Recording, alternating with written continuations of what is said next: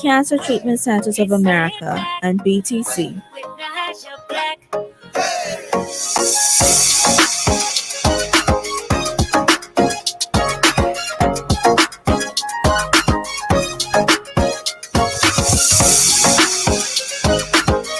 Good afternoon, and welcome to the Hit Back. I'm your host, Nahaja Black. It is a beautiful day here in the 242. I hope that everybody's doing well, that you are taking care of yourself, that you are living your best life indeed.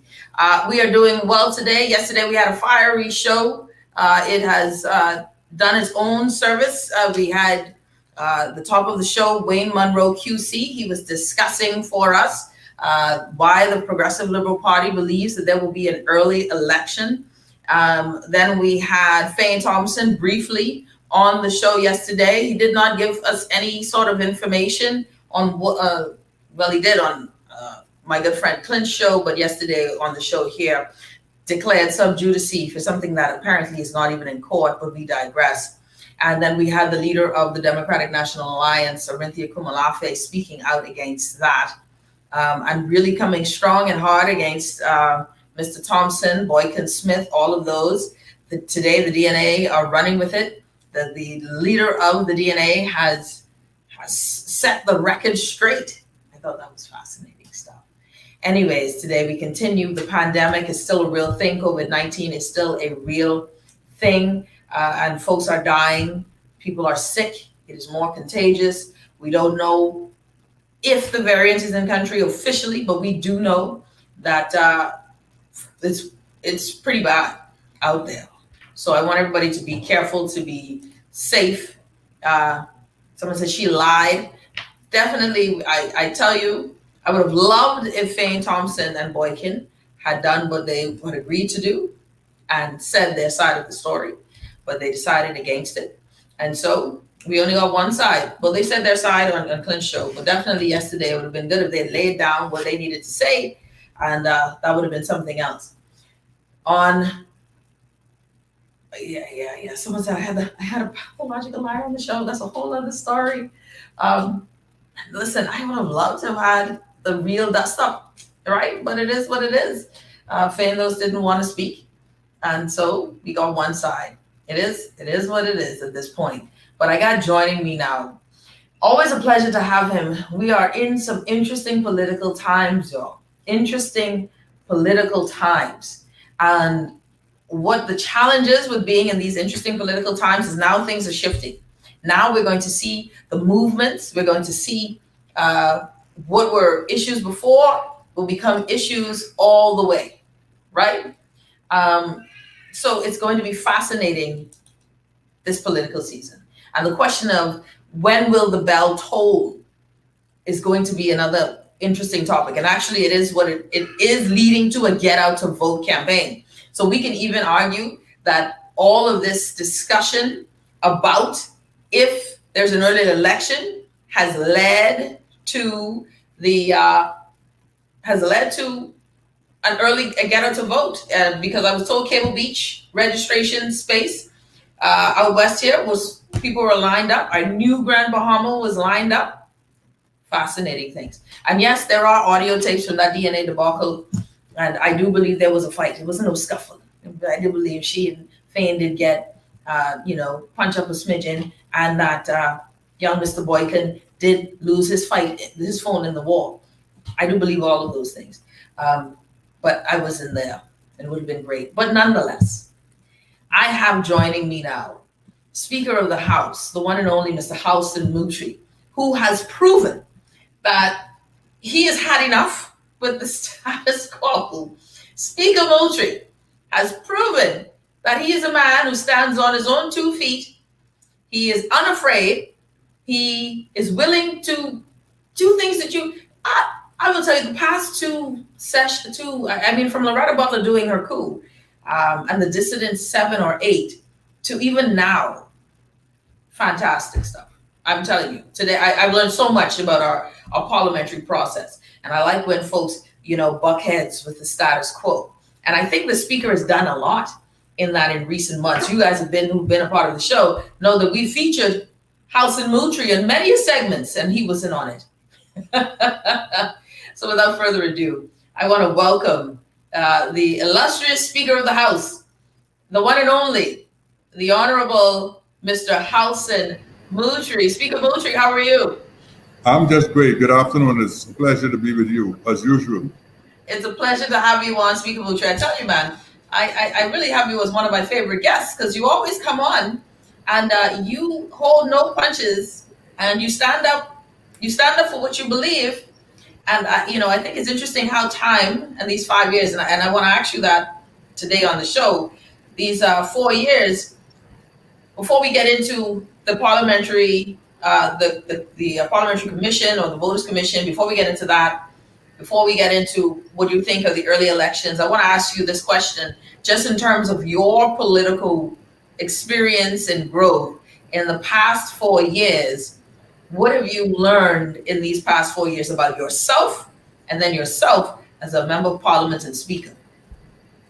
Well, when you are not as close as I was able to be this past 4 years, you would have a certain perspective of what is happening.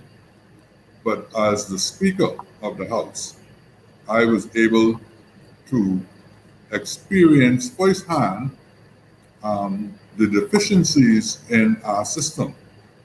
And I always knew that we had a systemic problem because I did some research in various other territories that have a similar system as ours and discovered that they have the same complaints. I actually studied in Barbados when I was a meteorologist, and I found that the Barbadian system, while it was pushing more towards education than our system seemed to be pushing for, they still had the same problems that we have.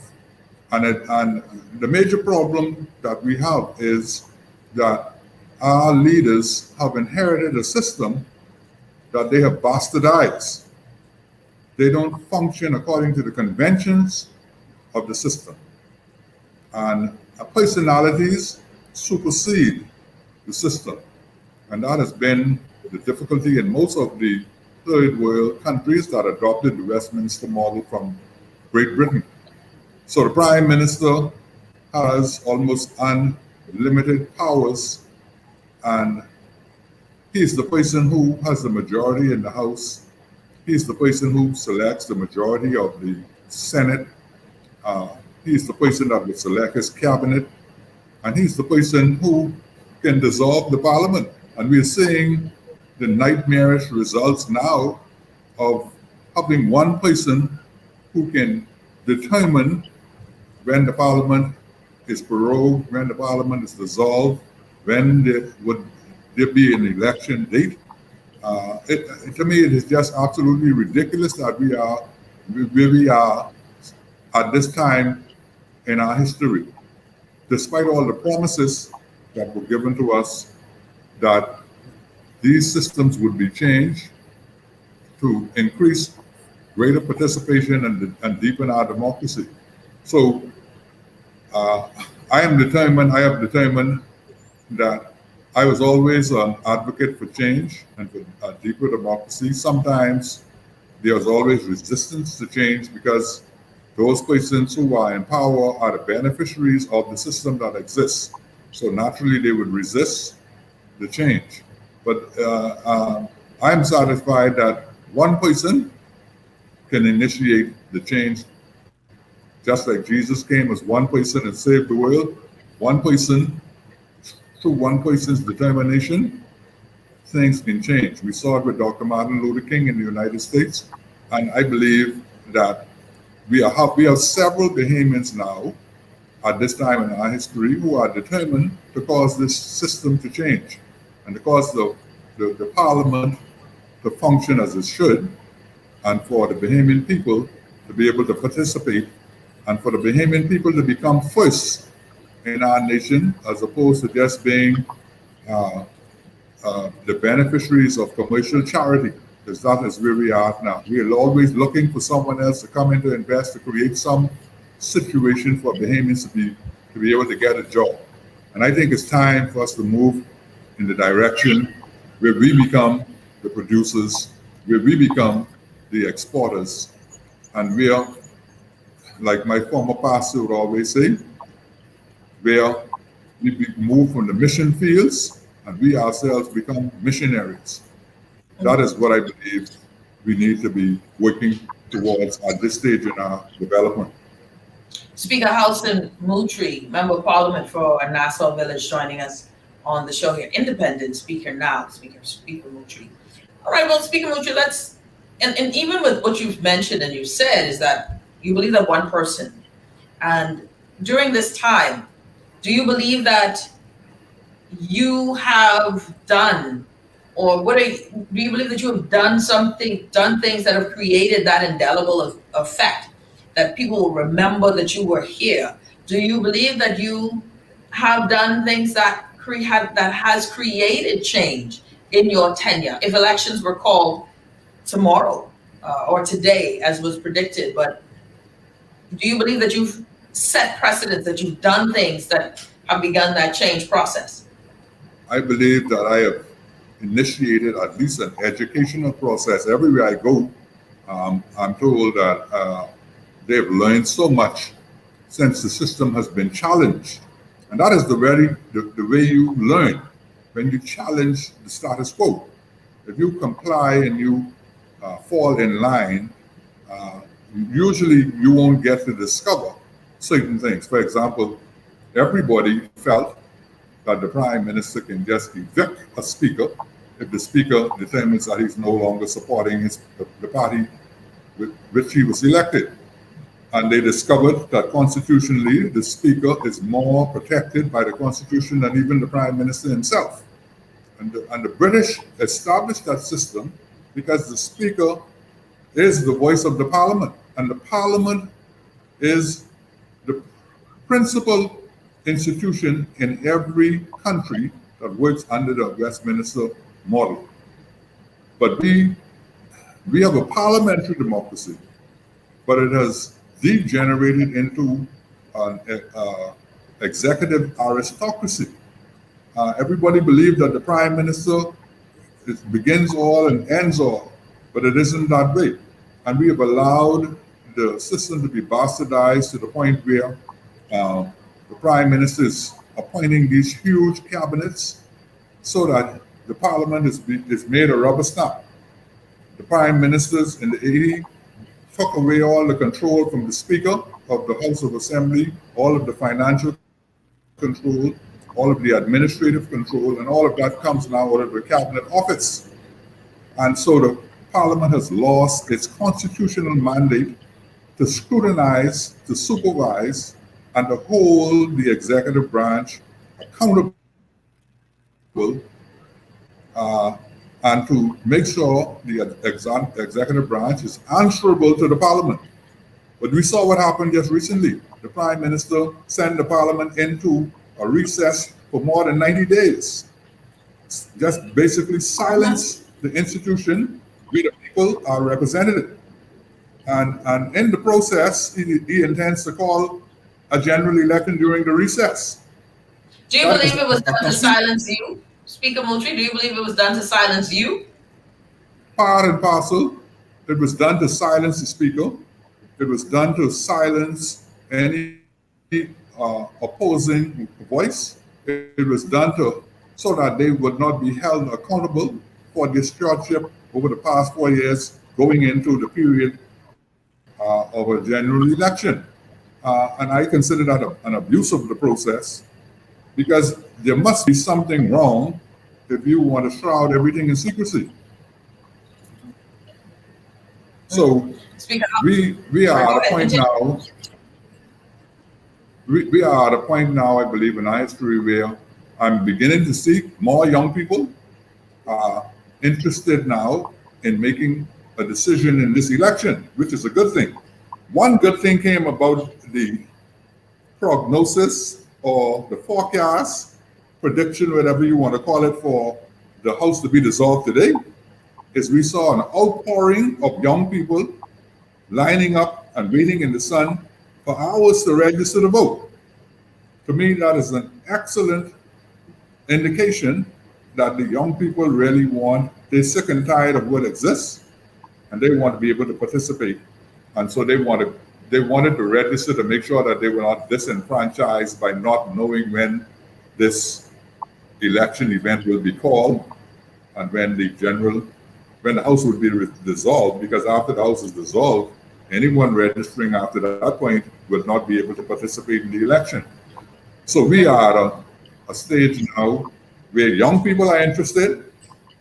More women I met with women organizations, they are interested. They feel like they're being left off the agenda and not able to participate at the level that they should be participating at by the two major parties.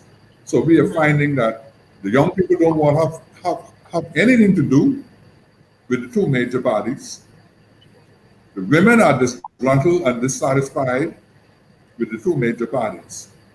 And so it appears now that we are at a stage where finally emotions will be controlled and an analytical mind would come forward to do what is in the best interest of the country. I think this election will be for the country, to save the Bahamas. Because believe me, we are on the cliff. Yeah. And if we go in the wrong direction, we're with Speaker Halson Moultrie joining us on the show. Speaker Moultrie, with that said, you are causing waves, Speaker Moultrie. I think, and you know this, and you are finding yourself at odds with some of your colleagues, right? And I should put colleagues in quotation marks, right? But let's the reason why we even had let me correct you there. I'm not at odds with my colleagues. My colleagues are at odds with the Constitution. Oh, they are at odds with the Constitution. I am aligned with the Constitution, and I intend to hold them to the Constitution. They have a difficulty in trying to breach the Constitution. They're trying to spin it as if the Speaker have a problem and has breached the Constitution. But I provided the evidence to show that they are indeed in breach of Article 70, which calls for an equal number of voters in all constituencies in the island where there are multiple constituencies. And the majority on that commission refused to comply, to even attempt to comply with the Constitution. So unlike what was suggested by the member for Marco City, that I am at odds with his colleagues, they are at odds with the Constitution. Yeah. I think that's interesting because he said, go ahead. And the report will show that it was not a one-man report. The report will show that the wishes, the concerns, and the recommendations of the majority were fully ventilated in the report. The problem was the majority wanted to silence the voice of the dissenting opinions. And one of those dissenting opinions was the chairman of the commission, and the Speaker himself. Now imagine the only permanent person on the commission, the only constitutionally permanent. The Constitution appoints the Speaker as the chairman. All other members are appointed either by the Prime Minister, the Leader of the Opposition, or the Chief Justice. The Constitution appoints the chairman, who is the Speaker. But they wanted to silence the voice of the constitutionally appointed person to the commission, and was seeking to have the chairman sign a document that appeared that would give the appearance that he was in full agreement of without his dissenting opinion in that document. Now you know that wasn't going to happen. So I put them on notice a week earlier. Hold that thought. I put them on notice a week earlier. Because I want to go to break. Let's take a break because I want that, because I like right where you ended right there. That hey, we weren't going to stand for that. So let's take a quick break. We'll be right back. You're listening to Speaker Halson Moultrie here on the Hit Back with Nahaja Black. We'll be back right after.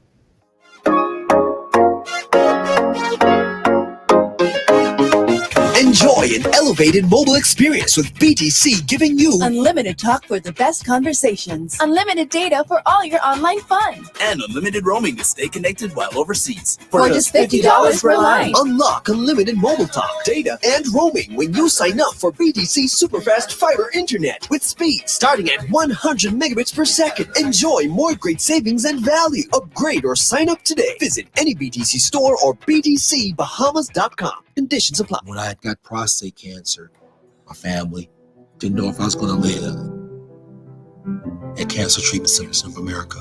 Within days, I got an appointment. They presented me with treatment options, and we set up a robotic prostatectomy. When my scans came back, there are no signs of cancer. They don't see you as a number, they see you as a part of the family. I'm going on with my life. That's a real gift. Call us at Cancer Treatment Centers of America. This is Guardian Radio, 96.9 FM. Fresh news, smart talk, all day.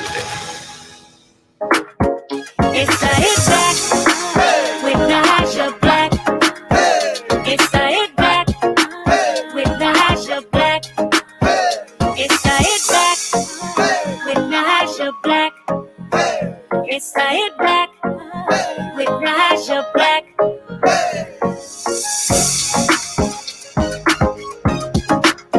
And we're back. You're listening to the Hit Back with Nahaja Black, Guardian Radio 96.9 FM. We've got joining us today Speaker Halson Moultrie. Speaker Moultrie, welcome back to the show. It's good to have you on with us as per usual. So when we ended just before the break, you were saying, listen, you're not going to this is not going to fly where there is a dissent and that dissent is not presented. A report being presented without the dissent within it to make it seem as if there was a unanimous support of this document. And you've gone on record before the document, you said you went on record even before the report that you sent to the Governor General that there was concerns for you with regards to the Boundary Commission, with the amount of persons within a constituency. Yes. So when you examine the statistics provided by the Parliamentary Registration Department, the first thing that jumped out at you, if you had any sense of statistical analysis with respect to the mandate that is in Article 70, subsection 2, that all constituencies should have the same number of voters, you would discover that St. Barnabas had 4,495 voters, and Golden Isles had 7,204 voters. Now, is there any equality there? So the moment you saw that, if you wanted to work inconsistent with Article 70, subsection 2, your first order of business would be to discover how you can reconfigure a constituency to remove that disparity. There was a 2,709 vote disparity between St. Barnabas and Golden Isles. And so my position to the commission was, I think we should look and establish a quota in terms of the number of voters in each constituency, and then reconfigure the constituencies to arrive at that quota. If we didn't want to change the number of seats, we can still achieve the parity with the equal number of voters in each constituency by keeping the same number of constituencies, but just reconfiguring the boundaries so that they have equal number of voters in each constituency or very close. I was recommending a 5% range. Either you would go 250 above the average or 250 below the average. The majority didn't even want to consider that. And I was satisfied that they arrived at the commission with a predetermined position, which was as a result of the Prime Minister making a premature, prejudicial statement that we have 39 seats and that is all we're going to have. That statement was made before the commission met for the first time. And it was apparent to me that the majority were set, they were resolute that that position was going to be maintained. And during conflict,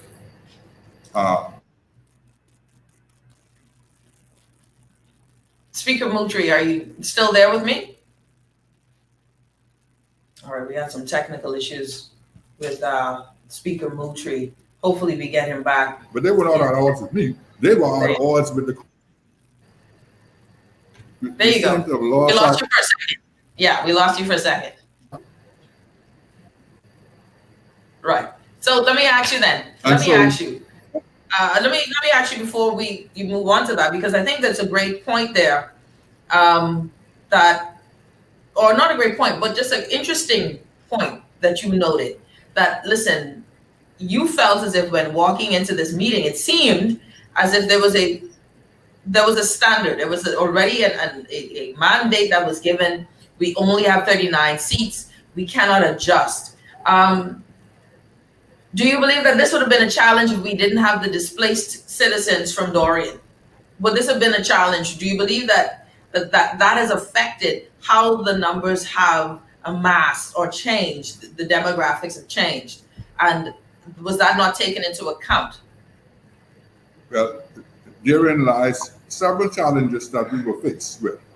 First of all, we still have persons who are missing but not yet declared dead, because we haven't reached the 7-year statutory period for them to be declared dead. So we have a circumstance in Grand Bahama and Abaco where there are persons on the register who have been displaced by Dorian and persons on the register who are missing,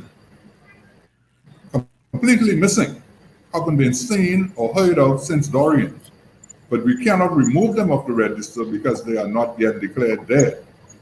Then we have the other circumstance where, because this is the first time that we will be going into a general elections on a permanent register, we have dead persons on the register who have to be purged. Because, usually when you had the register that had to be renewed every 5 years, the persons who died within that 5-year period, of course, couldn't re-register. So it's automatic that dead persons would not be on the new register. But on this permanent register, dead persons don't have to reappear. They are on the register until they are taken off by the Parliamentary Registration Department. And the Parliamentary Registration Department, in my estimation, have been doing a good job, but they need to have scrutineers who will scrutinize the register to ensure that all the dead persons have been removed.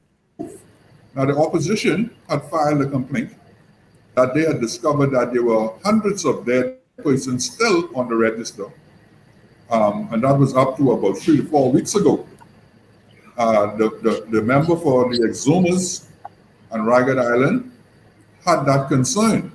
That was one of the concerns that he wished to have recorded from the minority perspective in the final report, that he had concerns that the register was insufficiently purged of the dead persons, and that the register,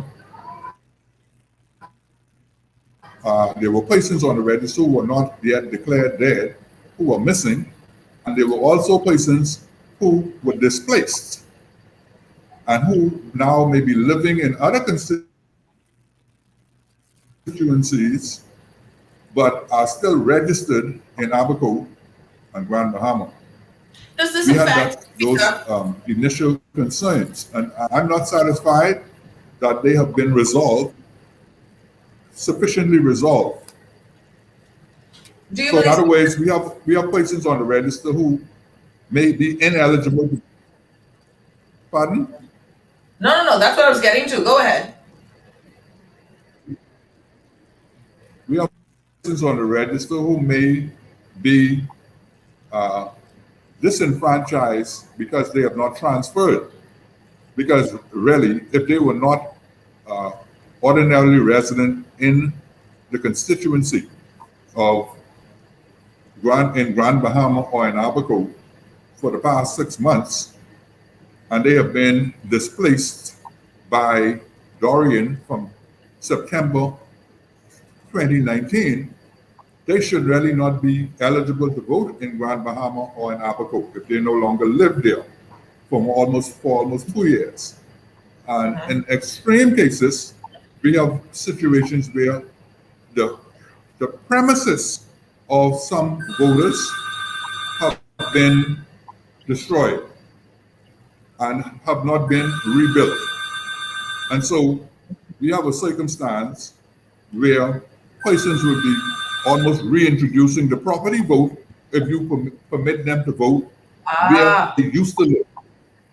Yep. And That's no what I longer heard. the premises. So, so we still have a lot of work to do with respect to the permanent register and with respect to making a decision on the impact of Hurricane Dorian on the eligibility of voters in Grand Bahama and in Abaco. Well, let me ask But you, there Speaker. again, Let me, and I have to, and I want to ask this. So now you go ahead now and you send this report to the Governor General. And I believe that it was even more, that I'm sure that there was some sort of strategy behind sending it. Not just that you wanted to make sure your dissent was in it. Was there some other strategy involved with sending this report with just your signature? And I want to ask, was there supposed to be other signatures on this report? But was there also a strategy for why you decided to send it when you did? well, first of all, there's no constitutional provision that requires any signature other than the chairman's signature. Now, what may have been traditional, usually in a case where there is unanimity, where everybody is unanimous in the decision, everyone would sign. When there is a division in terms of a consensus, if all of the dissenting opinions are included. And so the majority felt that my dissenting opinion should not be included in the report because they felt that as chairman, if I submit a dissenting opinion, that might have an overriding effect in the public domain with respect to how people would see the report. But that was not my concern. They said that your was not my concern. Yeah, so that and this was made clear to you that your dissenting opinion would not be included in this report. Right. That was the position of the majority. They did not want any dissenting opinion in the report. They were of the view that if there's more than the majority opinion in the report, that will make it more than one report. And I thought that was absolutely ludicrous, absolutely ridiculous for anyone to even assert that, especially decision from the Court of Appeal where the 5 judges in the citizenship cases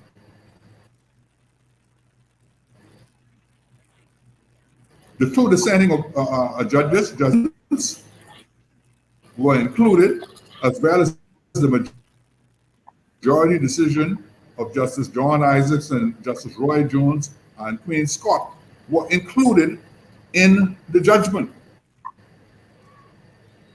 There's nothing wrong with including minority opinions or dissenting opinions in a document. And I was not prepared to sign a document if my opinion was excluded from the document. And I gave the commission notice on the meeting before the signing that if they intended to exclude I would draft the document and I would include my opinion. And this is another point while I am making this point. The majority opinion was in a draft document that was circulated to all members of the commission on the 3rd of May.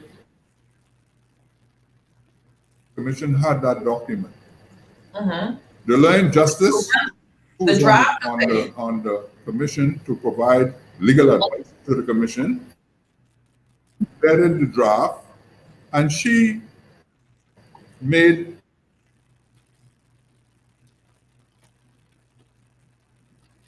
All right, we're having some technical issues. certain recommendations of certain changes in the draft. Speaker, hold that thought. Just hold on. We're gonna do something where I get you a phone line to call in because you're having some technical issues. Hold on, Speaker, because we're having some technical issues. I'm gonna send you a number to your phone. I want you to call. We're gonna do a call in on the other side of the break. So don't hang up from our online, but we're just gonna call because you're breaking up a little too much. And I want your words to be clear on what you're trying to say here. So we're going to take a quick break and check your phone for the studio number I'm going to send you. You're listening to the Hit Back with Nahaja Black. Speaker Halson Moultrie joining us on the show. We will be back right after this.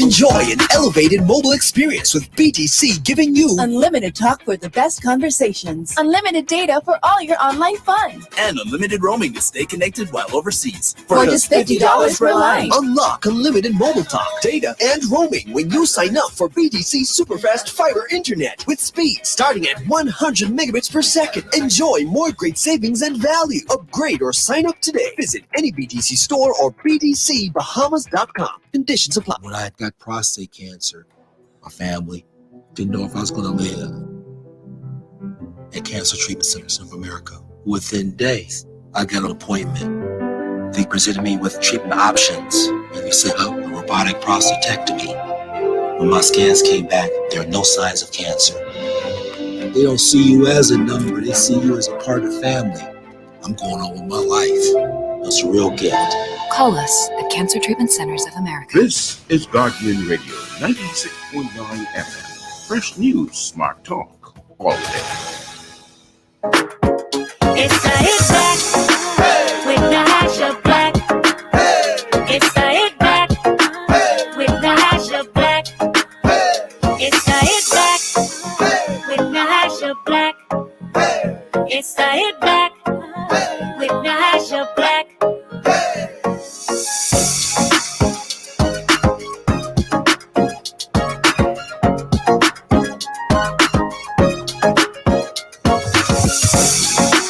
And we're back. You're listening to the Hit Back with Nahaja Black. Speaker Halson Moultrie joining us here on the show right now. Speaker Moultrie, can you hear me? All right, I think we might still have some technical issues with the speaker, so we're trying to get him on the line. Hopefully we can get this resolved in a minute with these technical challenges that are always a challenge when you need, like you're in the middle of a good conversation. So what we're having is, well, of course, and I send the speaker the number, so hopefully we'll get him on the phone right away. Speaker Moultrie, just check your phone for me so you can get the number I sent you. Let's call the studio, but I see you, I think I see you behind, backstage. Can you see me, Speaker Moultrie? And it's nothing worse than when you're talking to yourself on a show. But we're going to get that resolved because some of the issues that are presented by the speaker, what is important here and why it's important that we have this discussion. Is there a challenge here with the new boundary, with the new, the new registry?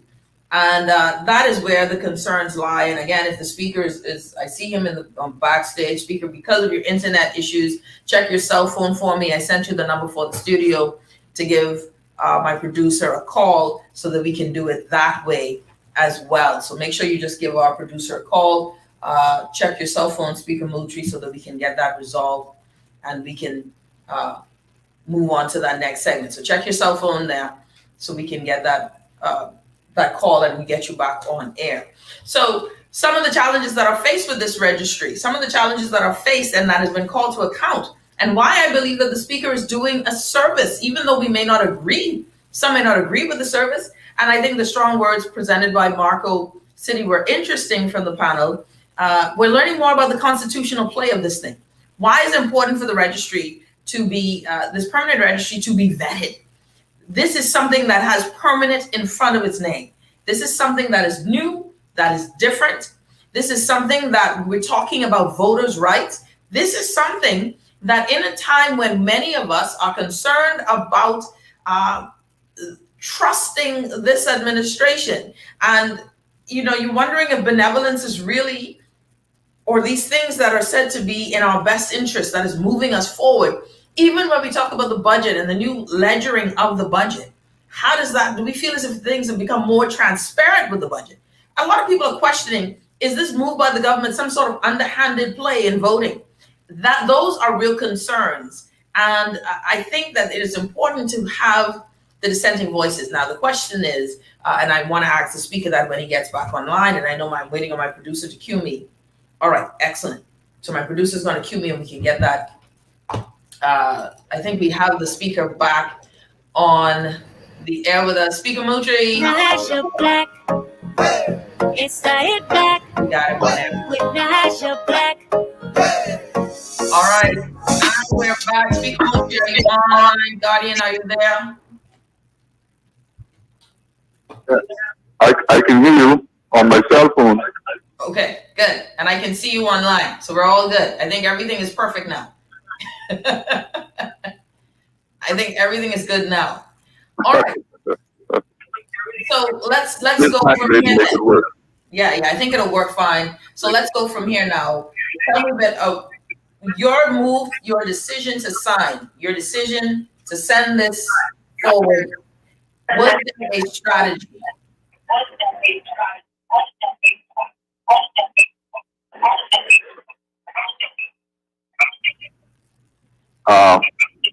Well, my position was that I believe that the election, the dissolution of Parliament was imminent, and I didn't want the record to reflect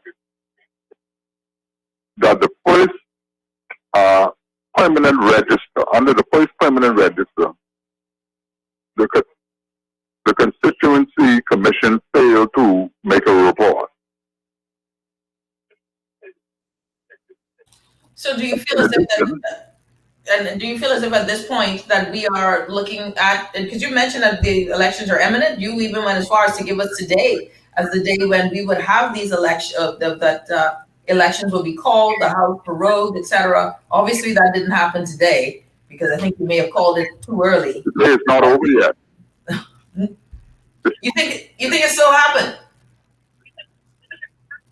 It can perhaps still happen, but the Prime Minister, having heard some prediction made from other quarters, such as the Speaker and the Leader of the Opposition, he is unlikely to comply because his nature is that he is in charge and only he can make the decision. He said that yesterday. And so do you think that the decision will be made? My whole thing is I'm looking at this, Speaker Moultrie, right? And I'm looking at this and I'm trying to figure out, how does this make sense for the government? How does this make sense for them to call an election today? How does it make sense for them? In what regard? And you've intimated that this is something that can be purely for economic reasons. What are you seeing? It may not make sense to the government to do it. I believe that the government is being compelled to do it by certain circumstances. The government needs to raise a certain number of hundreds of millions of dollars in borrowing. My understanding is that the lending institutions are demanding the government gets a new mandate prior to the grant of those loans. So the government may not very well wish to call the election at this time. I believe that they're being compelled because of the circumstances that the country finds itself in. And compelled by who? Compelled by which body? By the lending institutions. Because this is where the government sent out a press report saying anything where people are talking about an increase in taxes is just pure fabrication. Any talk of them being compelled to do anything with regard to that is pure fabrication. Do you consider yourself a part of the misinformation train, Speaker Moultrie? No, but the government would not want the people to feel that they are in this position, because that can be read as failure on the part of the government in terms of its administration. And no government wants to go into a general election with the people believing that they would raise the taxes on the taxpayer. But if you examine the budget, you will discover that the government did not announce any new streams of revenue. They didn't. No, go ahead. Yeah, go ahead. And the revenue generator, which is tourism, is functioning at about 25% of its capacity. We were deficit spending when tourism was at its peak. So how can you justify now with tourism functioning at 25% that you would not increase taxes? And see, the compelling... Where's the revenue going to come from? And, the argument is strong there for that point. I think there are twofold things. If you're just tuning in, Speaker of the House, Halson Moultrie, independent Speaker of the House, Halson Moultrie, independent member of Parliament for Nassau Village, and running again as an independent candidate for former Free National Movement candidate, now independent, and running again. So let me see. Let me ask this then, because this is where, for me, my mind churns, and I was watching and understanding or trying to understand some of the moves that you were making with regard to this report and the Boundary Commission, etc., this permanent registry, all of these things, looking at this from that position and wondering, Speaker Moultrie, if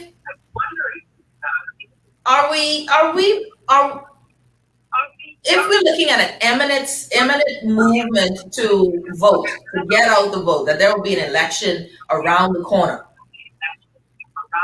In any sense of the word, do you believe that the Prime Minister even feels as if that is a betrayal to the people? That we would be calling an early election after he said no, there would not be any early election. Are you saying that the Prime Minister just has no care for the fact that his word was spoken with regard to this topic? I believe that the Prime Minister is at a position now that his principal concern is success in the general election. I think that is his overriding concern. So he would be prepared to do whatever it takes to try and gain an election victory. If the people were the major concern, no government would be moving ahead in the middle of a pandemic with peaking cases. I would call an election at such a time. I just don't see the concern for the people and the nation taking priority at this time in the government thinking. That's deep. Yeah, you just don't. I mean, to me, that I would be floored to think, Speaker, that the Prime Minister would just sit today and just decide, hey, I'm not. I mean, I know we said no early election, and I don't see even the path to victory unless I'm missing something. I don't know if I'm missing something, but for those who are detractors, Speaker Moultrie, are you just breaking stuff up now? Are you just like, I'm leaving, I'm going to toss a table? Is that, and folks would say, Speaker Moultrie is just tossing tables now. What do you say to that?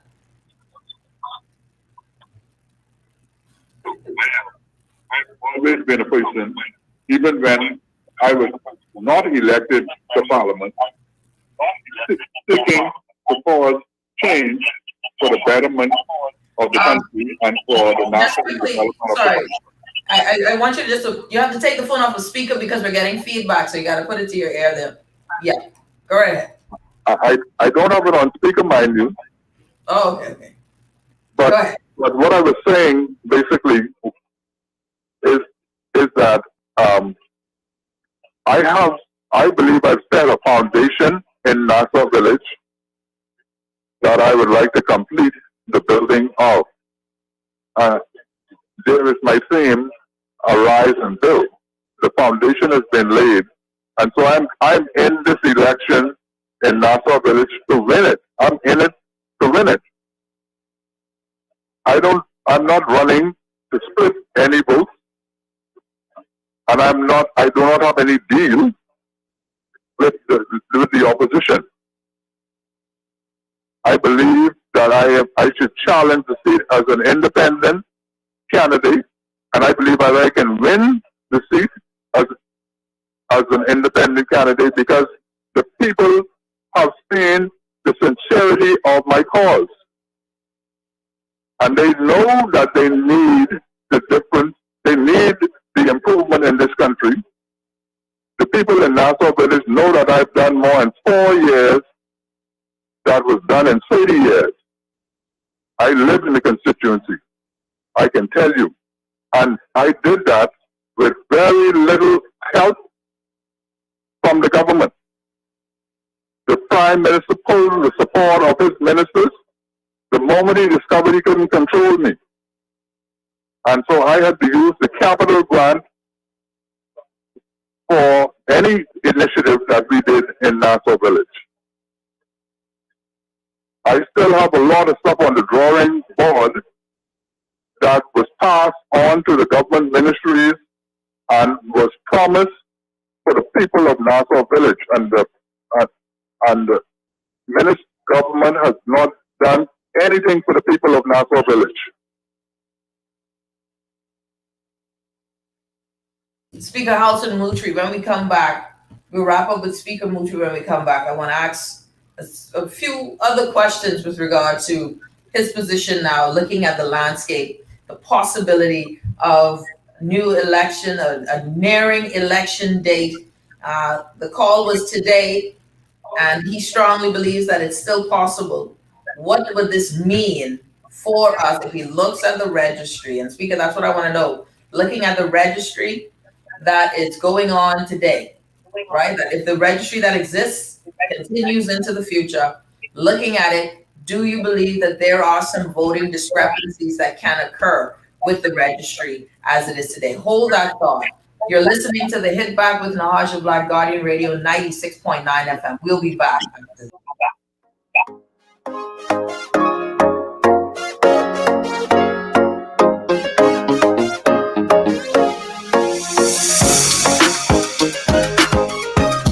This is Guardian Radio 96.9 FM, Nassau, Bahamas. You're listening to the Guardian News Network. Good afternoon, everyone. I'm Taylor Ferguson. Here's what's making news. Thank you so much for tuning in. National Security Minister Marvin Dames declaring the Parliamentary Registration Department will be ready when an election is called. This after the department faced criticism Monday over the registration process, which was chaotic at times and marred by long lines. Yesterday was the way inundated. There was some premature pronouncements made the day before. I believe that was responsible for triggering these large number of persons, and so they had to adjust. This is the season that we're in. Only one person knows that date, and until we hear from that person, I think that we should all be calm and relaxed, and not give into individuals panicking members of the public. Voters in Grand Bahama also enduring long lines in the heat to register and to update their voters' cards. According to Assistant Parliamentary Commissioner in Grand Bahama, Denise Pinder, more than 500 people turned out in a single day. Health officials weren't surprised by the uptick in COVID-19 cases. Health Minister Renwood Wells pointing to gatherings held over the Independence holiday weekend as a possible cause. for the increase in cases. Usually there's a little uptake in cases about 7, 8 days, 5 to 7, 8, 14 days out from any sort of major holiday.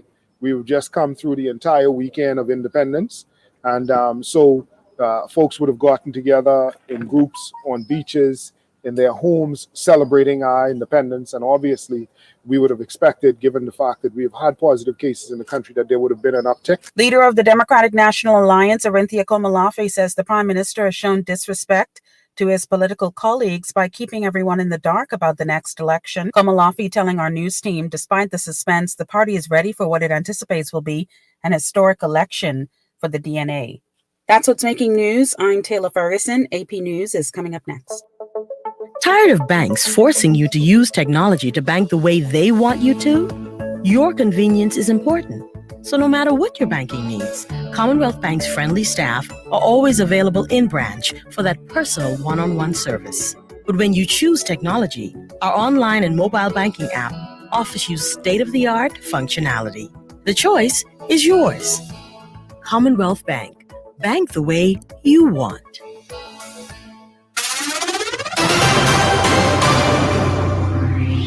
Coronavirus update. I'm Tim McGuire with an AP News Minute. During a cabinet meeting today at the White House, President Biden stressed that this latest surge in the coronavirus cases, hospitalizations, and deaths are among one segment of the population. Virtually all of the COVID deaths and hospitalizations are from unvaccinated people. Let me say it again. Virtually all are from unvaccinated people. Senate Republican leader Mitch McConnell, no political ally of the president's, calls on those who haven't been vaccinated to do so. These shots need to get in everybody's arm as rapidly as possible, or we're going to be back in a situation in the fall that we don't yearn for, that we went through last year. Tokyo is readying for the start of the Olympics on Friday. Already the games are like no other, the first in an even year since the resumption in the early 1900s, and the first without spectators. I'm Tim McGuire.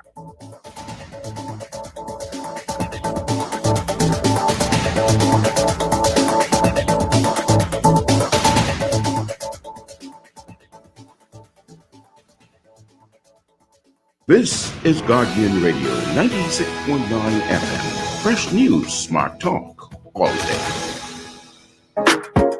It's a hit back with the hash of black. It's a hit back with the hash of black. It's a hit back with the hash of black. It's a hit back with the hash of black. And we're back. You're listening to the Hit Back with Nahaja Black. Special hello to my good friend, independent candidate Reese Chipman, who is joining us on the show. I've got Speaker Halson Moultrie joining us. He's on the line with us. Speaker Moultrie, how you doing? I'm just great. I can hear you clearly now. Excellent. That's great news. Happy that you can hear me clearly. Let's get her done, right? Let's get her done. Okay, so I have to ask you now, right, Speaker Moultrie, before we went on break, I was curious, we're looking and you're calling and you're talking about an early election, right? Everyone is up in arms. The Progressive Liberal Party opposition leader, Philip Brave Davis, has said in his meetings, there will be an early election, everyone go and register. Interesting that everyone has to go and register, but we're talking about this permanent registry, concerns about the amount of people in constituencies, etc. Do you believe that as it is with the registry, the permanent registry, that there is room for some sort of election skullduggery? There are some who are calling, and this is, of course, majority by the opposition parties. Others were saying, listen, that there can be even a suppression of votes for persons who have moved, for persons who are living with people because of Dorian, they don't have a utility bill, that there are some challenges that voters who voted in 2017 may find themselves challenged with in 2021. Do you share that same position? And is that one of the main reasons, too, why you decided to send this report into the Governor General? And what is supposed to? Well, let's go there. Yes, well, there will always be. I don't think you can ever eliminate the possibility of skullduggery and in an election. What you try to do is you try to minimize it. And the way to minimize it is to make certain that the register is as clean as it can possibly be. And so, with respect to dead persons, we want to make certain that all dead persons are purged off the register. With respect to those persons displaced by Hurricane Dorian, especially those who are missing and not yet declared dead, I believe that somehow they should be flagged on the register to make certain that they don't show up, somebody don't impersonate them in a fraudulent attempt to vote when they should not be able to vote. And so I believe that you're never going to get a perfect situation, but you want to always minimize the opportunity for fraud during the election. And then, of course, on election day, you always have to be very vigilant to make certain that persons are not trying to float ballots, persons are not trying to induce persons by buying their votes, or within the precincts even of the polling station. You want to make certain that no one is giving any hint. You want to make sure the presiding officers and the returning officers are functioning fairly in a way where the election result is indeed exactly what the people's desire is. And I think that is basically all you can do. Now, with this first permanent register, I think it is very, very important that we do our utmost to make sure that this register is as clean and as fair as it possibly can be. And in so doing, I believe that it was very important, even though the majority of the commission decided to the contrary, it was very important to make certain that each constituency had a similar a number of voters in each constituency, particularly in New Providence and Grand Bahama. That appears is not going to happen because the majority recommended no changes to the constituency boundaries or no changes to the number of seats. So at the end of the day, the Prime Minister has gotten his wish, that is 39, and that's all it's going to be. But it was very important from my perspective to put in a dissenting opinion and analysis and justification for that dissenting opinion so that the Bahamian people can see that it was actually the majority who were at odds with the Constitution. The majority. And was the opposition at odds as well? Constitutional requirement under Article 70, subsection 2, which calls for the Commission principal objective being getting constituencies with equal number of voters, except in geographical and sparsely populated areas such as the Southeast Bahamas, where the Constitution allows for a smaller or lower number of voters within the constituency. Let me ask this, just for the record, were you the only dissenting voice? You say majority, so that means that when you use the word majority, were you, were you the only dissenting voice, or were you just, as the chairman, you were the loudest and heaviest dissenting voice? Well, the member for the Exumas and Ragged Island also registered some concern. Now, his report did not arrive at the time of printing before it was sent to the Governor General. So what I did to make certain that his concerns were registered, we reviewed the minutes of the meetings, and the principal points that he had raised were he was concerned about the dead persons on the register, and he was concerned about those persons who were impacted by Hurricane Dorian in the 7 constituencies in the Northwest Bahamas, 5 in Grand Bahama, and 2 in Abaco.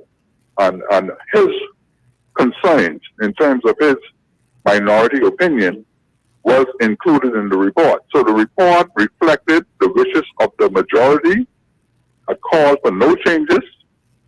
It reflected the dissenting opinion of the chairman that called for changes, and it reflected the concern of the opposition representative, Her Majesty's Loyal Opposition representative, who wanted to make certain that their concerns about the number of dead persons on the register was registered in the report, and the number of persons displaced by Dorian and those missing persons were registered in the report, because at the end of the day, should this matter go to election court, evidence would be available to the election court to see, for the election court to review even the discussions and decision of the commission with respect to those major issues, because they can really impact the result of the election.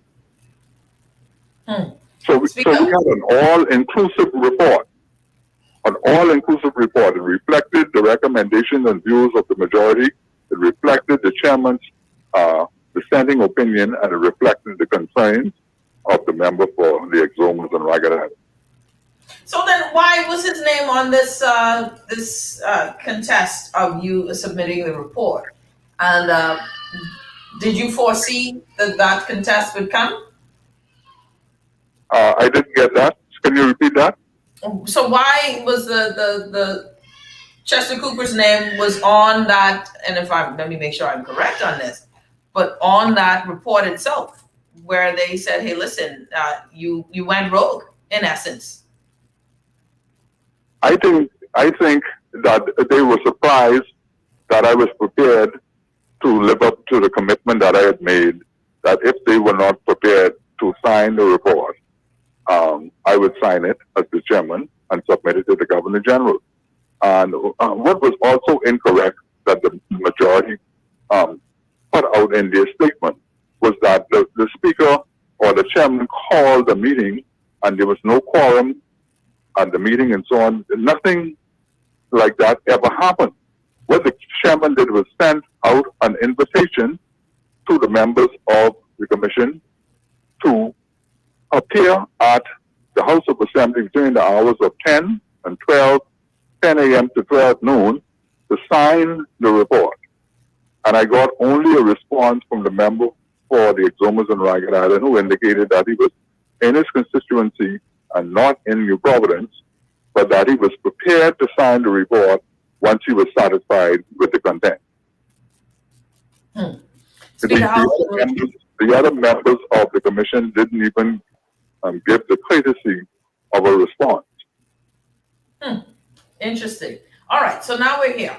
We are at this point now where we are moving forward with this. There's this call that in the statement that written and by Minister Michael Pintard, that they will be seeking to have this ignored. Your report pretty much, reversed and sent back, and theirs sent and forwarded. That was interesting, and I don't even think we need to delve into it, but I thought that was interesting that was something they thought that could happen. Is this a mute point? Is the report in? That is what it is. We can move forward. The dissent is in. Is that it? Are we done with this process here? Well, first of all, we have to recognize that the author of the statement was not an attorney. I don't know if we received legal advice from the member on the commission who is a justice of the Supreme Court. But I doubt whether or he received advice from the learned justice, because the statement was legally unconstitutionally flawed. And I don't think that the learned justice would have given such advice. Nor do I think that the learned justice would want to attach her signature to a request to the Governor General to have the report that was submitted rejected, because they have no grounds And the learned judge would know that, first of all, if you're making an appeal of in any process, you must have legal or constitutional grounds to make such a request on the Governor General. They have no grounds, and I suspect that the Governor General would ignore the request if they indeed make such a request, because the report in itself makes no difference to the boundaries that exist. What would be the purpose of rejecting the report? Just to make certain that the chairman's minority and dissenting opinion is not documented anywhere in the history of the parliament? That would be the only outcome, because the report by majority is calling for no change to the boundaries, and that is exactly what the Prime Minister said he wanted. All right, as it stands now, Speaker Halson Moultrie, before we go, I got some text messages for you, and I wanted to get to them. Someone says, ask Speaker Moultrie what is his politics, as he previously ran unsuccessfully as a PLP, then joined BDM and more recently the FNM. What is his politics? I don't know them, meaning what is your policy? What is your ideology? What is your political ideology? Maybe that's what they're trying to get at. But my position always was that we should be trying to make changes for the betterment of the country. And I started off with the Progressive Liberal Party. And I started off with the Progressive Liberal Party because our family was attached to the Progressive Liberal Party in Matthew Town in Nagua. And the people of Matthew Town in Nagua submitted a petition to the former Prime Minister, the late Lyndon Finlay, requesting that I be nominated. I took that challenge up, wasn't successful. And when the PLP decided not to make changes after losing the 1992 general election, I thought that I could not continue to support a leadership that the people rejected after 25 years. And so I went into the political wilderness, and after a period of time, we formed a political party called the Bahamian Freedom Alliance. We aligned with the People's Labor Movement and the CDR, the Coalition for Democratic Reform, Dr. B.J. Nottage, ELM with Obi Ferguson Jr. We were not successful in our quest to even get one person elected. And so I went and I decided, well, you know, I'm going to go and study law and change my career and ride up into the sunset. But then I was called by Dr. Nigel Lewis and invited to a breakfast meeting with the leader of the opposition at the time, the right honorable, the most honorable Prime Minister now, and I decided to run with the Free National Movement. And I can never forget that meeting because the leader of the opposition at the time asked me which seat would I be interested in. And I said, well, the only seat I'm really interested in is the Nassau Village seat. And he said, Nassau Village? That's a hard, tough seat. Why would you? I thought you was going to pick one of the easy seats that the FNM may have. Well, I told him, my position always was that a person should not run in a constituency that he doesn't live in or wasn't born in. Because I believe that you need to be close to the people to be able to represent them properly. And so I live in Poland Division 10 in the Nassau Village constituency, which is the Glenison Garden subdivision. And he agreed then that I can become the candidate for the Free National Movement in the Glenison Garden, well, in the Nassau Village constituency. And I was successful in that quest. Do you believe that you betrayed his belief in you? Do you believe that you betrayed that initial meeting with what you've done now to the point where many would say that the House has been shut down because the Speaker is not even an ally? No, I don't think I've betrayed any trust. I think we, the Prime Minister and I had lots of discussions, or we used to have a weekly discussion. And it became very apparent after a period of time that our views were diverging views, and we were not connecting on what I thought we should be doing at this time. And so I found myself being ostracized by the party. And persons continually told me that I shouldn't fight the party on certain matters and certain issues. So I decided not to fight the party and resign from the party and become an independent speaker. You don't think you're fighting the party anymore? You're definitely fighting something. Well, see, it's better to fight. If you want to fight some enemy, it's better not to be in the camp of the enemy.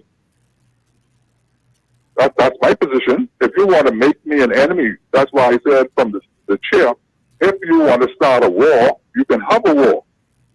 I was not moving to start a war, but the party seemed as if it wanted a war, and so I'm not going to back down. I believe that I should be fought right in the positions that I hold. I should be committed. I should tell the public. The public know from the time they knew me, the same issues that I was advocating all the way from the PLP and during third-party politics. I am still advocating those now because I have been trained in system analysis, and I know that it's the system that is failing us because we are breaching the system, and the Prime Minister is not answerable to anyone. And once you have that system, you're going to continually have the same problem that we have. It's time for an independent parliament. It's time for an independent judiciary. And it is time to make certain that the executive branch of the government respects the other two branches of the government, which are co-equal branches of the government, and move forward under the Westminster model, because I believe the Westminster model can work. I've been to many conferences around the world under the Commonwealth Parliamentary Association as Speaker, and I see the Westminster model functioning properly in Canada, in Australia, in New Zealand, in the United Kingdom. Only in the third world we have problems. It's amazing. Why do you think that's the case? Is it why do you think that's the case? I'm always. I think it's the case because, regrettably, as a black man, I must say that in most of the territories and countries that we are having issues, it is in the black nations where personality supersedes systems.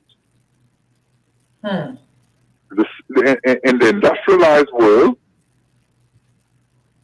people make certain that the bad in a system is rejected and the system is preserved. In the Bahamas, Barbados, Jamaica, Africa, and other places that have the same system, what we find is third world leaders superseding the system, and the prime ministers becoming demigods and dictators, and basically bringing the same level of oppression on the people that we fought so hard to be rid of. Do you think that in this period, this time period, if we're looking at a next election period, and I'll let you go right after this, do you believe that there will be any changes if we were to re-elect, if we were to go through or the promises made by this administration? And I'm sure you've even heard, I don't recall the promises made by the opposition at this point. I don't even know if they made promises yet. I can't keep up. But do you believe that what we've seen and experienced as political models, are you, as if someone sitting as the speaker, someone who looked at the history of speakers in our story since '73, I'm sure you looked at other rulings and decisions by speakers previous, one even just the former speaker just in recent term, Kendall Major, Dr. Major, still having his effects even up into this term.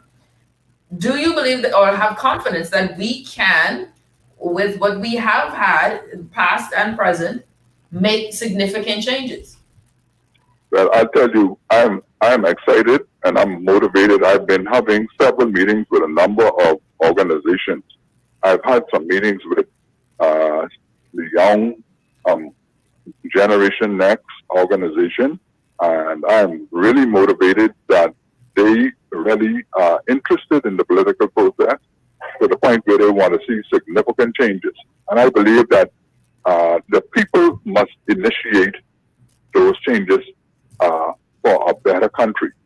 Once we arrive at a point where we decide to elect persons who are our best possible representatives for the constituency and for the country, as opposed to just voting for a party color and getting involved in all of the emotionalism that surrounds the election.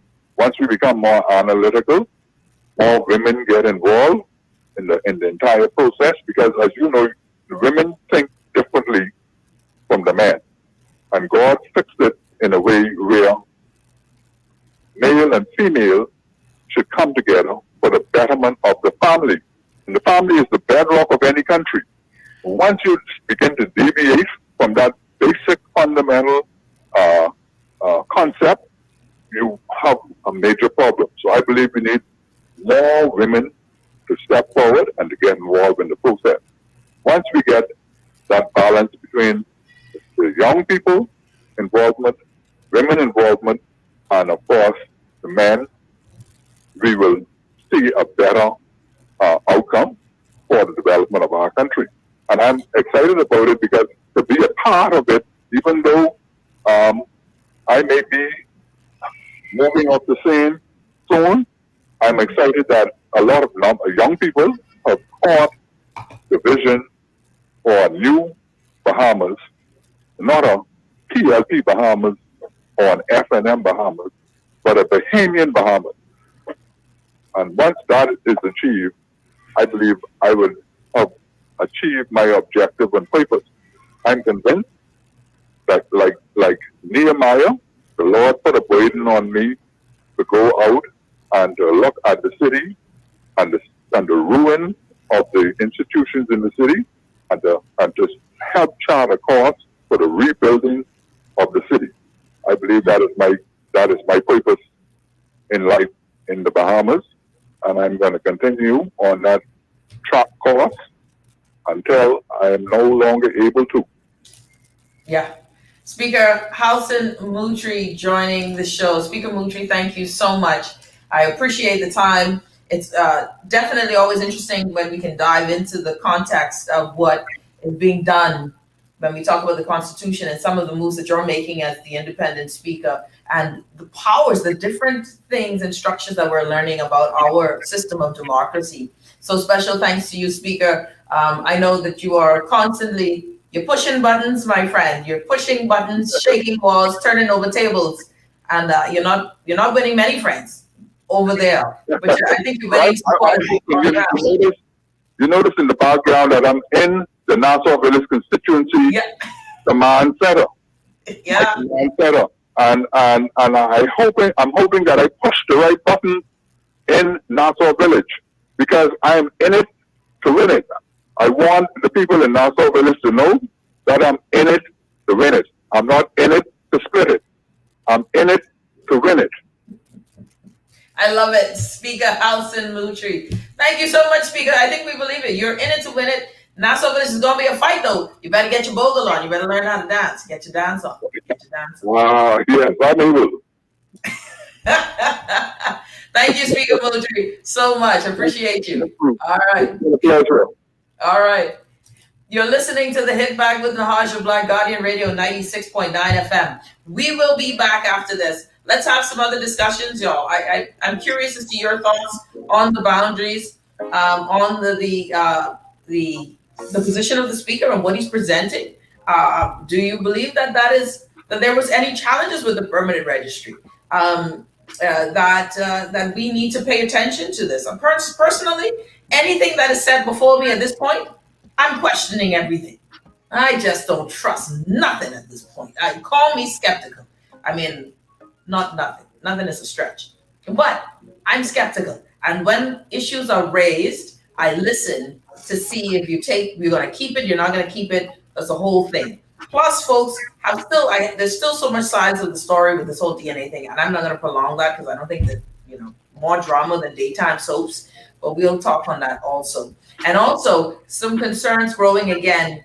We are in this space with COVID-19. The Prime Minister is talking about how he's going to save us all with the cruise ship. And I'm like, I have a story with you in this cruise ship, guys. I got to share this story. We'll be back. You're listening to the Hit Back with Nahaja Black, Guardian Radio 96.9 FM. Enjoy an elevated mobile experience with BTC, giving you unlimited talk for the best conversations, unlimited data for all your online fun, and unlimited roaming to stay connected while overseas. For just $50 per line. Unlock unlimited mobile talk, data, and roaming when you sign up for BTC Superfast Fiber Internet with speed starting at 100 megabits per second. Enjoy more great savings and value. Upgrade or sign up today. Visit any BTC store or btcbahamas.com. Conditions apply.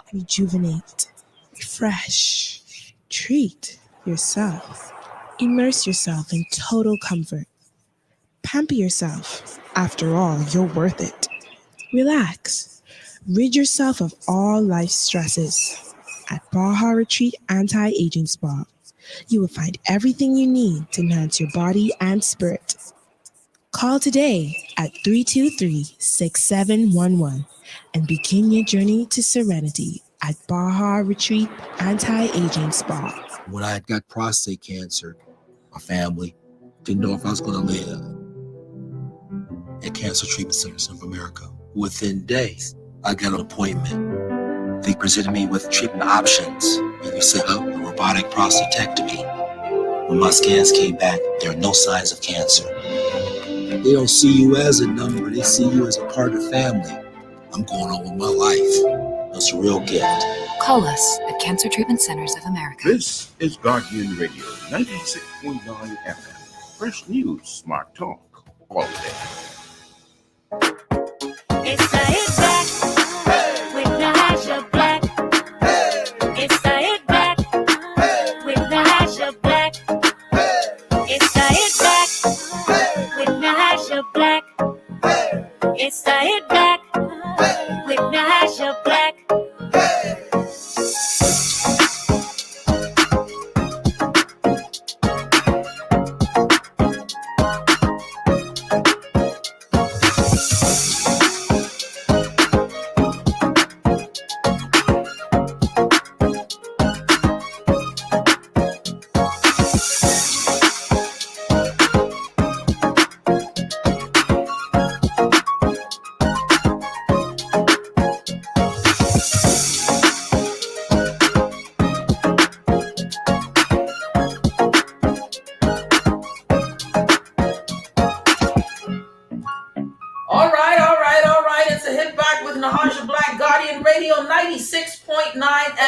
Y'all. Okay, so what did we learn today? I got a lot of stuff. It's like, my mind is just going. I listen. My good friend CA. I had a morning, y'all. I've had a day. I've had a day that continued from yesterday. Right? Yesterday's show ran over into today. Right? Yesterday's show had a preamble of discussions before the show. Guests not wanting to tell other guests that they were coming on the show. It was a whole thing between the DNA and Fane. It was a lot. Fane and young Boykin Smith. And then that has spilled over into today. So my good friend C.A. Muri had to talk me down, right? Because there's some things that have even transpired just today that I was like, you know what? But he said, well, actually, talk me down is a stretch. His thing was burn them and then talk me down. It was just CA would really burn down everything. That's my boy. I love him to pieces. So we had yesterday's show was fiery, entertaining for sure. Again, my disappointment was that that Fane, my friend Fane, came on the show, said nothing, and then caught feelings when Madam Kumalafe said everything. And so that's a whole other segment. Now there is reports. And yesterday was interesting again for two other reasons, and I want to bring this up. Apparently there's audio of the fight. But my question is, to the majority of Bahamian people, does it even matter? All right. I think the story is there was a fight, a combustion. Madam Kumalafe said that it was a scuffle. Van Hobson said there was some blows thrown, and the majority of those blows landed on him. She claims that he lunged. He says to say that I lunged is deemed an assault, and that there should be charges. More drama than daytime soaps on CBS. Who got time for this? We talking about running the country. But this was interesting for a while because, it is what it is. Now we're still here and people are like, Nahaja, did you listen to the audio? Yesterday, apparently, everybody got audio, but everybody wants you to come and listen to the audio. Come and listen to the audio. Come on, man. I got the energy. Someone was going to come and they decided they weren't going to come anymore. It's too much. It's too much. And all of that to say this, we are in the most vulnerable economic times in the history of the Commonwealth of the Bahamas. We are in the most unprecedented structural leadership issues and crises in this country. We are in a time when we need sound leadership, vision, integrity, transparency, where we need people who are serious and focused. I look at this last and I say my government. I voted for my government. This is the Free National Movement. I voted for the Free National Movement. I voted for my prime minister who is in Kalani. I ain't even ashamed no more. It is what it is. Because a lot of y'all voted me. 39 seats. Don't act like you wasn't in the number. So, and this is the first time I've ever voted F&M or PLP. Like I think the two major parties, I decided to go with, but I digress. Don't even belabor the conversation there, Haji. Here is the thing though. One of the things that we've learned in this process, that I've learned in this process, I don't know if others have, is that what we saw when the Progressive Liberal Party left, we knew we had spending issues. We knew we had a budgeting issue. We knew that we were spending more. We weren't seeing returns. We were a part of the narrative of where the VAT money gone. It wasn't just the F&M selling us a story. We were willing to bite into that apple of where the VAT money gone, right? Because there was this feeling, look, hundreds of millions of dollars, and we're still not seeing transformation in education. We're still not seeing transformation in healthcare. We're still not seeing transformation just in debt and ideology. We were not seeing transformation. We know about things that are being built that are catching on fire, no insurance. We know about disgruntled workers deciding to take the tractor and riding it all across the brand new highway. We know about the elephants of tourism sitting there because of scandal-ridden and to this day, Sarkis is still around saying that he was robbed, hoodwinked, and bamboozled. So there are stories, man. And so we were all a part of that, sitting as citizens, once again, taken for a ride 5 years prior to realize we're in a destination that we did not sign up to be in. So we decided to go F&M. We decided 34 seats, 35 seats. We go in for what's the darn slogan for the Free National Movement? What is it? What is the slogan? Well, I can't remember the slogan. Not believe in beings. That was the PLP slogan.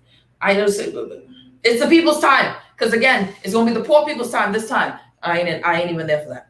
So we decided we would go with this Free National Movement, I think to spite, and this is where I think the Free National Movement and Dr. Minnis missed it, They think that this was a love relationship. It's like you decide to go with the other guy just to spite this one. It's like a rebound relationship. We really ain't into you. We just don't like the ex. So we're gonna go and spite the other guy by going out with you. That's not a rebound relationship. The Free National Movement, it's the people's time. Come to find out that the people ain't mostly you and I, right? Now we're coming to the end of this journey and we're told, I feel like it's like a gaslighting in a relationship. Listen, I don't even understand what you're arguing about, they would say. didn't we give you this? But you took away everything else. I can't pay my light, my water. You took away all the money I have, and you may keep the bare minimum going, but I'm not flourishing under your relationship standards. I don't feel loved. I feel like I'm being used a lot. I feel as if every time I voice a complaint, I'm told what you feeling ain't real. These are some concerning times, ladies and gentlemen. This is a bad relationship. But then we see when catastrophe hits, you could even say, and that's one of the things I think reality is that it isn't about how smart you are. I think in this process, it was about how your heart works. Where's your compassion and your empathy? When catastrophe hits, pressure comes, and some people rise in pressure and others fall. Some people, they move forward because an emergency happens and I have to show up. I always tell this, my I love my husband. He's a good guy, smart guy, but God knows I have the story. My baby, when she was 2, right? He and I laying in bed. She's in bed. This is the oldest one. She's at the foot of the bed, and it has a footboard, so it's high enough to, we consider it a little rail. And no joke, she did a sumo backflip off of that rail by mistake. And when she hit the floor, when she began to make the tumble, we saw our lives flash before our eyes. And I responded by going straight there. He stood up, held his head, hand to his head. That didn't save the child. I mean, that's the response. But in that moment, his response was to watch the fall and freeze. And we always laugh about that. I saved the baby. No, the baby still hit the floor, but I felt like I was there. My point in saying all of that is there are certain situations where you run toward and you go and you say, this is the executive movement. Would any government not have to borrow with Dorian? Not one government. We've never seen that level of catastrophe. We've never seen that level of fiscal end to its center. Now, the good thing, if there was any good thing with Dorian and its impact on the economies of Grand Bahama and Abaco, understanding that Abaco was in a better economic space than Grand Bahama, was that it did not happen to New Providence. If it had happened to New Providence, if Dorian had decimated New Providence, COVID would have been the least of our concerns because the toll of life loss and the economic poverty that would have happened would have been catastrophic already. So when COVID would have hit, we'd have been like, okay, that was Sunday. So we were able to still function. But where the concern came with Dorian was questions of where is the money raised? Why are we taking so long to rescue our own people? Why is it that the British are here saving people and the Defense Force is parked? Why is it that NGOs are saying that we are the hindrance to them helping people? Why are islanders saying that thank God for NGOs, thank God for head nodes? Where was FEMA? Where was our people? Where is the leadership? But we're holding meetings and nothing's moving. The state of government functioning like molasses, but we're talking about effectiveness when people's lives are in the balance. We're talking about people in trailers that can't get their bodies identified and the processes and people standing up and saying, we've done our part, now you do your part. Then we have COVID, where we find ourselves with an ultimate leader who we are still questioning the competency of. And he becomes the competent authority. What a time. Someone hold my mule, because this can be real life. And this is where we are. So would any other government, I can't tell you, I don't believe that, I don't think the Progressive Liberal Party, the DNA, anyone can say that they wouldn't have borrowed. You had to borrow in these 2 years. There's just no way you could not borrow. The question is, how do you stimulate the economy? The question is, was it the best source of confidence to go ahead and give all of the money for feeding the Bahamian people to folks who we have yet to see come down into the doldrums of the community and feed our people? You're going to make them the leaders, and they don't even drive through these constituencies. They don't even tell their friends who are expats to drive through these constituencies, and you're going to let them manage all the money and then demean us by giving us $20 checks. We'll select her and come again. Whose time is it really? These are the issues. Now, all of that to say this, because I was digressing, but I needed to build this point. We are in a time, the last thing we need is more amateurs, or not just amateurs, because it ain't about if you had experience, but the questionable leadership skills and practices in-house. The last thing I need when a man, woman, boy, girl, or two goats and a chicken is ego. The last thing we need is whether you got testicles or whether you got ovaries. We were concerned with the holding on of power rather than the pursuit of purpose and servanthood. Because the Bahamian people need service. We need to be tended to like broken children or broken vases. We need to be loved even if it's tough. But you can't come back and have your cronies and your goons in the House of Assembly trying to persuade me that you are a compassionate leader. Jesus, if you could put a chorus of compassionate, if you need that to be your hit song in the House of Assembly, sub me right here. This is where my challenge comes in. When people talking about they want the government, and all you're hearing is discord, drama, issues. Y'all got to get it together. Get it together. And I believe that you should know them by their fruits. If your people, if your team, if the people who come out and support you are more vitriolic, I'll tell you one of the things I think is so interesting. I had some folks say to me before, boy, Nahaja, you hit the government hard and you still skirt. I will say this, no matter how much I rough up this government, how I rough up the PLP, especially last time when it was in the House of Assembly, you know what I've never gotten? You know what I've never gotten is the attacks that I've seen from the Coalition of Independents, that I've seen from the DNA, the attacks. I've never seen that from the PLP or the FNM. And I don't even check. I mean, when I say don't check, I don't even really run up on the DNA or the COI because, I mean, they're smaller bodies. You got to give them room and air to breathe. They're trying. They're working their way up. But boy, you say one negative thing. You call up one thing. All of a sudden, the lions. More fake profiles. I tell you, it's a funny thing. Now, don't get me wrong. The Free National Movement and the PLP, they also do this as well. They got more fake profiles. They could catch a sticker. Or you can throw a sticker. The point is, we're talking about leading a country that needs real, firm, authentic, true. It isn't even about being brilliant, man. It's about being compassionate. In this space, date and time, compassion. And then the common sense and wisdom to understand that you don't know all, so we're going to learn. Then we have to have the strength and the fortitude to know that the system is not broken, but there are people within the system that got to go. You can't keep promoting the people who are inept. Why we keep giving these people who are in the way of progress another rung to rise up on in government? Why at the people's expense? There's some good things that this administration has done. Just as there were some good things that the last administration has done. But you know what happens in real life though? Those little good things, imagine all of the other good things they've done for the few.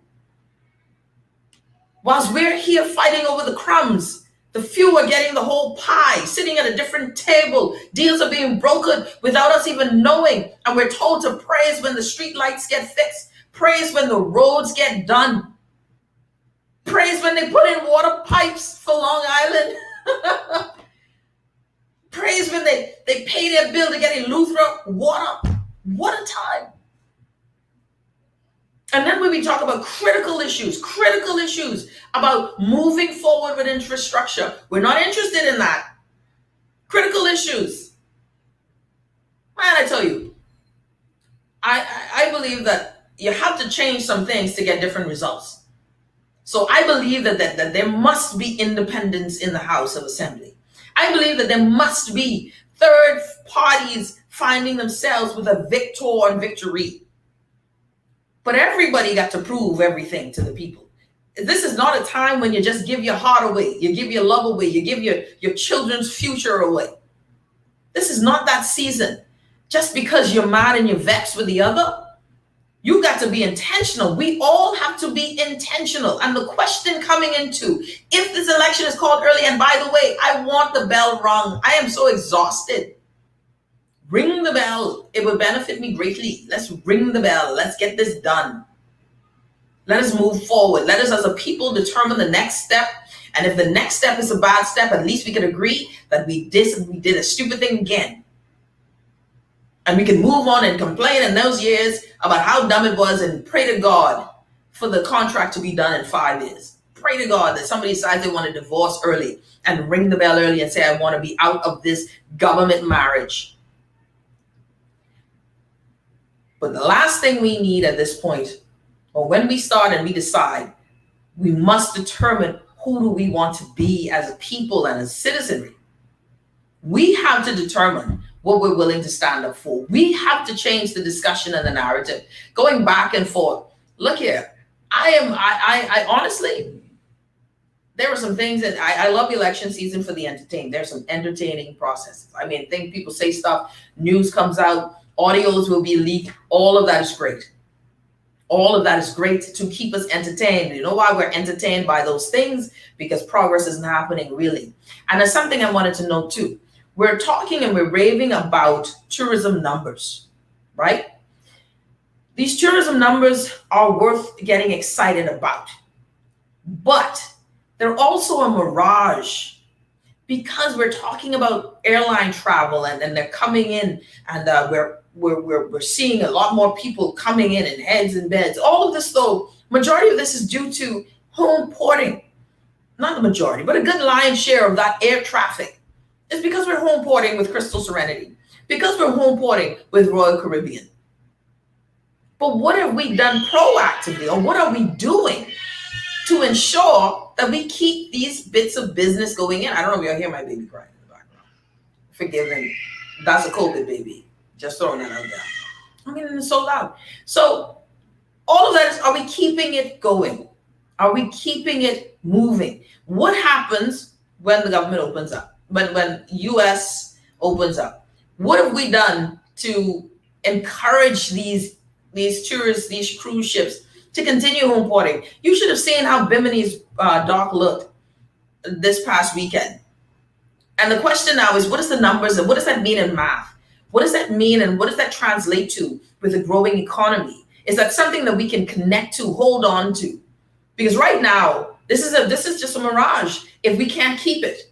And there's been very little on discussion on keeping that.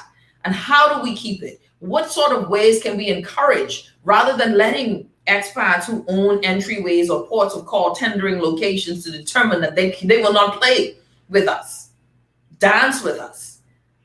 Rather than using some of that power, will, and might to say, you're going to have to dance because the people of Cat Island need support. We need this sort of money. We can't afford to keep on pulling ideas and things away from companies like this who are good and much better. They might not be perfect. No company is perfect. I don't believe in corporations being perfect, but far more interested in the environment and more cognizant of their impact and footprint than the other ones, who we have no problem taking Bahamian land for to give to foreign companies who keep getting more and amassing more, who have no problem taking their clients directly to the keys by which we barely work on. Again, I digress. So all of that said and done, we are in a particular time where what we should be looking for is not just personalities, like the speaker said. This personality movement is killing us. We got to be looking for substance, true substance. And I cannot deal with people with a manifesto of 10,000 promises. No government can promise that. I would vote for a government who can actually strategically tell me how they are going to minimize, reduce the debt and the deficit, and through the use of the sovereign wealth fund, begin to find ways through our natural resources, actual public accounting of our natural resources, find ways to begin to use the sovereign wealth fund to create things that will facilitate education, to make education better, make us competitive, make Bahamians competitive. The cost of living ain't going down. Y'all ain't planning on stopping foreigners from buying up land. So let's get more competitive, because it ain't gonna get cheaper. It ain't getting cheaper. I'll tell you that right now. It's not getting cheaper to live in the Bahamas. And so I'm open. Just solve some intrinsic challenges for me. My God, can we do it where budget cycle that schools aren't getting the funding to fix the schools in August, and school opens in September. Can we work on that? You're listening to the Hit Back with Nahaja Black, y'all. I think we have a lot of things. If I want the elections to be called, I'm ready for elections to be called. And, you know, I'm just ready for it to be done. I'm ready to be done. I'm ready for us to move forward. I would hope that every party that is seeking and vying for leadership of this country are ready to be sober-minded. Y'all got to get yourself together. You can't be having scuffles. Man, we too close to time. And it was interesting something, I got to say, there's interesting something with Madam Kumalafe said yesterday, that she believes that people are planted within their party. I don't know. I can't say that I disbelieve her. I believe that people are, listen, I've learned some things in politics. These things could happen. Do I believe that that's the case with fame? I don't know. I don't think so. But I don't know. I ain't swearing for nobody in this day and age. I ain't hear the audios. I mean, I gotta drive to people. We can meet you, Nahaja. One audio was 30 minutes, the other one was 6 minutes. Nahaja, we can meet you and we let you listen. I ain't got no time for all of that. Serious time, man. I ain't got time for all that. But let's ring it up. I'm good. Ring it, don't ring it. I can be fine. There's all the people who need it to be rung. And plus, it gets more entertaining when we ring the bell. I'm out, y'all. Have a good one. You're listening to the Hit Back with Nahaja Black, Guardian Radio 96.9 FM. We got a good week of shows for you. I'm looking forward to them. And on Thursday, no, I won't even, don't even tell you what's happening on Thursday. You're going to like that show for sure. You're listening to the Hit Back. Everybody stay safe. Love you. Appreciate you guys. See you tomorrow.